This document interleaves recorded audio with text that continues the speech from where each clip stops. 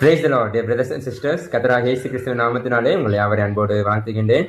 இந்த நாளில் கூட நம்ம யோசுவா புஸ்தகத்தினுடைய வரலாற்று குறித்து நம்ம பார்க்க இருக்கிறோம். அது எந்த காலம் எழுதப்பட்டது, யார் எழுதினார்கள், எந்த சூழலில் எழுதப்பட்டது, என்னெல்லாம் யோசுவா புஸ்தகத்தில் பேசப்பட்டிருக்கு, அதை குறித்து தான் நம்ம பார்க்க போகிறோம்.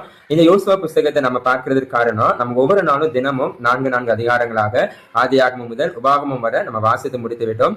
இந்த நாள்ல இருந்து நம்ம யோசுவாவை நம்ம தொடங்க இருக்கிறோம். ஆகவே அதுல கேள்வியை கேட்பதற்கு முன்பதாக அதனுடைய வரலாற்று பின்னணி எல்லாம் வச்சு உங்களோடு பகிர்ந்து கொள்ள விரும்புகிறேன். ஆகவே இந்த வீடியோவை நீங்க பார்த்து ஒரு சில காரியம் நீங்க தெரிந்து கொள்வீர்கள் என்று நாம் விசுவாசிக்கிற கர்த்தர் உங்களை ஆசீர்வதிப்பாராக. முதலாவதாக நம்ம யோசுவா புஸ்தகத்தை, யோசுவா வந்து ஒரு மிகப்பெரிய வழிநடத்தினராக இருந்தார். அது எல்லாமே நமக்கு தெரியும். யோசுவா பெயருக்கு என்ன அர்த்தம்னா யெகோவா மீட்கிறவர். அதாவது ஆண்டவர் வந்து இஸ்ரவேல் ஜனங்களை மீட்டெடுத்து கானானுக்குள்ள சேர்த்து கொண்டு வந்தார்.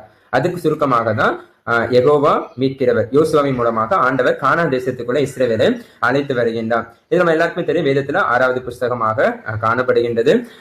நம்ம மோசே காலத்திற்கு அப்புறமாக ஜனங்களை நல்லபடியாக வழி நடத்தணும் அப்படின்னு பார்க்கும்போது அங்க திறமையாக நல்லா எல்லாவற்றையும் அனுசரித்து போகிற ஒரு மனிதராக தான் யோசுவா காணப்படுகின்றார். அதனாலதான் ஆண்டவர் மோசேக்கு அப்புறமாக யோசுவாவிடம் இந்த பொறுப்பை என்ன பண்ணுகின்றார், கொடுக்கின்றார். அப்ப இந்த யோசுவா முழுவதும் எதை குறித்து பேசப்படுகிறது நம்ம பார்க்கும்போது, இந்த ஓவராலா யோசுவா இருக்கிற அந்த 24 அதிகாரங்களும் வாக்கு தத்தத்தில் நிறைவேற்றம். அதாவது ஆண்டவர் வந்து ஆபிரகாம்டே சொன்னாரு, உன் சந்ததியார் பாலும் தேன் ஓடுகிற கானான் தேசத்துல குடி புகுவாங்கன்னு. அப்ப அந்த வாக்குத்தத்தை வந்து இந்த யோசுவா புஸ்தகத்துலதான் நிறைவேறுகிறது. அதுதான் ஒரு மையமாக கொண்ட ஒரு வேத புஸ்தகம் தான் இந்த யோசுவாவின் புஸ்தகம். அதே போல இந்த யோசுவா புஸ்தகத்தை எழுதினவங்க யோசுவா தான். அது மாத்திரம் இல்லாம கடைசி கொஞ்சம் அதிகாரங்கள் வந்து அது வந்து யோசுவாக்கு அப்புறம் வந்த ஆசாரியர்கள் அப்படி இல்லைன்னா பினேகாஸ் எழுதப்பட்டதாக அநேக வரலாற்று அறிஞர்கள் சொல்லுகிறார்கள். ஆனால் பெரும்பாலான வேத பகுதிகள் யோசுவா புஸ்தகத்துல யோசுவா தான் எழுதியிருக்கின்றார். இது எப்ப எழுதப்பட்ட காலம் நம்ம பார்க்கும்போது கிறிஸ்துக்கு முன் 17ஆம் நூற்றாண்டு முதல் 16ஆம் நூற்றாண்டு வரைக்குள்ளாக நடைபெற்ற நிகழ்வுகள். அந்த காலத்துல எழுதப்பட்டதான் இந்த யோசுவா புஸ்தகம் என்று நமக்கு வரலாற்று சான்றுகள் கொடுக்கப்படுகிறது. மோசே ஆண்டவர் வந்து மோசே வழிநடத்தும் போது எப்படி வழிநடத்தினார், எல்லா காரியங்களையும் யோசுவா பார்த்துதான் தன்னுடைய ஜனங்களை மீண்டுமாக வழி நடத்துகின்றார். அதுக்கப்புறமாக நம்ம முக்கியமாக பார்க்க வேண்டியது பின்னணி. அதாவது இந்த புஸ்தகத்தின் அதாவது வரலாற்றினுடைய பின்னணியை நம்ம நிச்சயமா பார்க்கணும். ஓகே, நம்ம நினைக்கிற மாதிரி கானான் தேசத்துல சுதந்திரத்துக் கொள்றது ஒரு சாதாரணமான காரியம் இல்லை. ஏன்னா அங்க வந்து இஸ்ரேல் ஜனங்கள் போகிறதுக்கு முன்பதாக 6 விதமான ஜாதிகள் இருந்திருக்கின்றார்கள். அப்ப இந்த ஜாதிகளை துரத்தி விட்டாதான் இஸ்ரேல் ஜனங்கள் அந்த தேசத்துல சுதந்திரமாக வாழ முடியும். ஆனா அந்த 6 ஜனங்களும் ரொம்ப பலமுள்ள ஜனங்கள். அவங்க ராணுவ வீரர்கள் இருக்கிறாங்க. அவங்க ஒரு ராஜ்யம் இன்னொரு ராஜ்யம், அதாவது ஒரு பகுதி இன்னொரு பகுதி சண்டை போட்டு அதை முற்றுகை போட்டு அதை தனக்குள்ளாக எடுத்துக்கொள்ளக்கூடிய ஒரு பெரிய ஒரு அரசாட்சிகள் நிறைந்த ஒரு தேசம் தான் கானான் தேசம். அப்ப இந்த தேசத்துக்கு தான் ஆண்டவர் என்ன பண்ண போகின்றார், இஸ்ரவேல் ஜனங்களை வழிநடத்தி கொண்டு போக இருக்கின்றார். அது மாத்திரம் அல்லாமல் அந்த ஜனங்களுடைய வழிபாடுகள் அஸ்தரோத், அதாவது அந்நிய தெய்வ விக்கிரகத்தை வழிபடுகிறது. இன்னும் நிறைய வரலாற்று அறிஞர்கள் சொல்கிறார்கள், அங்க குழந்தைகளை பலியிட்ட நிகழ்ச்சி கூட நடந்திருக்குன்னு சொல்றாங்க. பாகாலுடைய வழிபாடு, இப்படி ஆண்டவர்கள் அறியாத அநேக ஜனங்கள் இருந்த இடம் தான் கானான் தேசம். ஆனா ஆண்டவர் இந்த தேசத்தை தான் என்ன பண்ணுகிறார், தெரிந்தெடுத்து தன்னுடைய ஜனங்களுக்கு என்ன பண்ணுகின்றார், கொடுக்கின்றார்.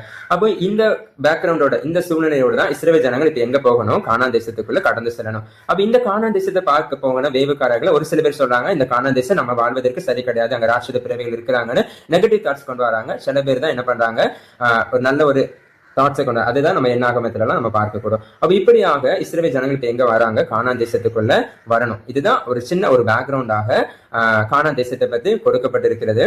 அப்ப இந்த மொத்தம் 24 அதிகாரம் இருக்குது. இந்த 24 அதிகாரத்தை 4 பகுதிகளா பிரிச்சிருக்கிறாங்க. 1 முதல் 5ஆம் அதிகாரம் வரை கானானுக்குள்ள என்ட்ரி ஆகுறாங்க, அதாவது கானானுக்குள்ள பிரவேசிக்கிறாங்க. கானானுக்குள்ள பிரவேசித்து ஜனங்கள் வந்து இருக்கிறாங்க. அந்த சூழல சொல்லப்பட்டது 1 முதல் 5ஆம் அதிகாரம். 6 முதல் 12ஆம் அதிகாரம் வரை கானானை முறியடிக்கிறது. அதாவது நான் ஏற்கனவே சொன்னது போல அந்த 6 விதமான சாதிகளை கர்த்தருடைய பலத்தினால இஸ்ரவேல் ஜனங்கள் என்ன பண்றாங்க, ஒவ்வொருத்தங்களா முறியடித்து முழு கானான் தேசத்தை சுதந்திரித்துக் கொள்றாங்க.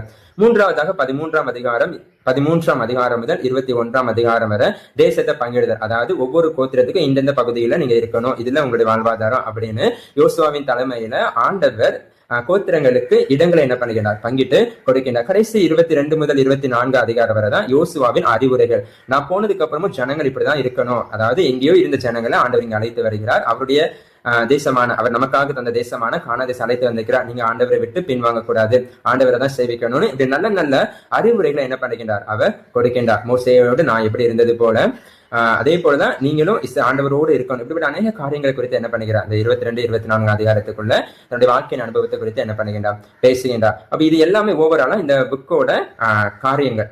முக்கியமா நம்ம பார்க்க வேண்டியது யோசுவா புஸ்தகம் வந்து அநேக அதிசயங்கள் நடைபெற்ற ஒரு புஸ்தகம். நம்ம யாத்ராகமத்தில் எப்படி இஸ்ரவேல் ஜனங்கள் மன்னாவை கொடுக்கிறது, காடையை கொடுக்கிறது, சமுத்திரத்தை இரண்டாக பிளக்கிறது, இதே போலதான் நம்ம யோசுவாவிலே ஒரு சில அற்புதங்களை அற்புதங்கள் அதிசயங்களை பார்க்கக்கூடும். அதுல முதலாவதாக நம்ம பார்க்கும்போது யோர்தான் நதி என்ன பண்ணுது, இரண்டாக பிரிந்து இஸ்ரவேல் ஜனங்களை வழி நடத்துகிறத நாம பார்க்கிறோம். அடுத்தபடியாக நம்ம பார்க்கும்போது ரொம்ப இம்பார்ட்டன்ட், அந்த 12 கோத்திரத்திற்குரிய கற்கள், அதாவது இன்னும் அடையாள கற்களாக இருக்கிறது என்று வல்லுநர்கள் சொல்கிறார்கள். அப்ப அந்த 12 கற்களும் இஸ்ரவேல் ஜனங்கள் 12 கோத்திரத்துல ஒவ்வொருத்தரை தெரிந்தெடுத்து அதை சுமந்து கொண்டு வந்து யோர்தான் நதியில என்ன பண்றாங்க, தாண்டி வச்சு அதுக்குரிய அடையாளங்களும் சொல்லப்பட்டிருக்கிறது. அதுக்கப்புறமா நம்ம பார்க்கும்போது எரிகோவின் மதில என்ன பண்றாங்க, துதியினால என்ன பண்றாங்க, இடிக்கிறாங்க. அதாவது இஸ்ரவேல் ஜனங்களுக்கு எதிரடையாக வந்த எரிகோ என்ன பண்றாங்க, ஆண்டவருடைய ஜனங்க துதியினால அது இடிக்கப்படுகிறது சொல்லப்பட்டிருக்கிறது.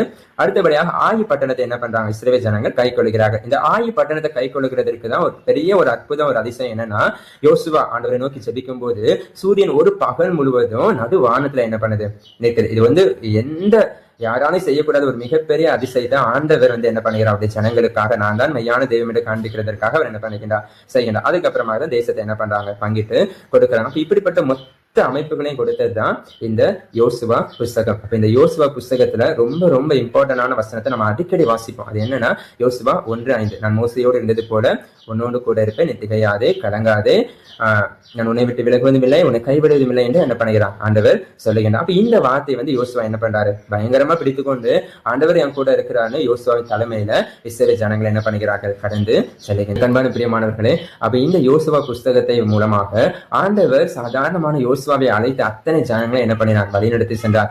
நாமும் அத்தகைய ஆளுகை மிகுந்தவர்கள், நமக்கும் ஆண்டவர் அந்த ஒரு ஆள் தத்துவத்தை கொடுத்திருக்கிறார். ஆகவே நீங்களும் நானும் கூட கர்த்தருடைய வார்த்தை உறுதியா பெற்றுக்கொண்டனா நம்மையும் ஆண்டவர் அநேக பேருக்கு வழி நடத்துகிறவராக மாற்றுவார். ஆகவே இந்த நாள் முதற்கொண்டு யோசுவா புஸ்தகத்தை நம்ம வாசிக்க போகிறோம். கருத்தை புரிந்த உணர்வோடு நீங்க வாசிங்க. யோசுவாவை ஆண்டவர் எவ்வளவு பயன்படுத்தினாரோ அதே போல இன்னைக்கு நம்மையும் பயன்படுத்த ஆண்டவர் வல்லவராக இருக்கின்றார். ஆகவே இதே போல யோசுவா 1:9 திடம் கொண்டு தைரியமா இருந்து ஆண்டவர் சொல்கிறார். அதே போலதான் நீங்களும் திடம் கொண்டு தைரியமா இருங்க. கர்த்தர் உங்க கூட இருக்கிறாரு. கர்த்தர் உங்களோடு இந்த எல்லா காரியத்தையும் வாய்க்க செய்வார். ஆண்டவர் மோசையோடு இருந்து இப்படி யோசுவாவோடு இருக்கிறார், அதே ஆண்டவர் தான் நம்மோடு கூட இருக்கின்றார். ஆகவே தைரியமா உங்க காரியத்தை செய்யுங்க. கர்த்தர் உங்களை பெரிய நிலைமைக்கு கொண்டு போய் உங்களை ஆசீர்வதிப்பாராக. God bless you all.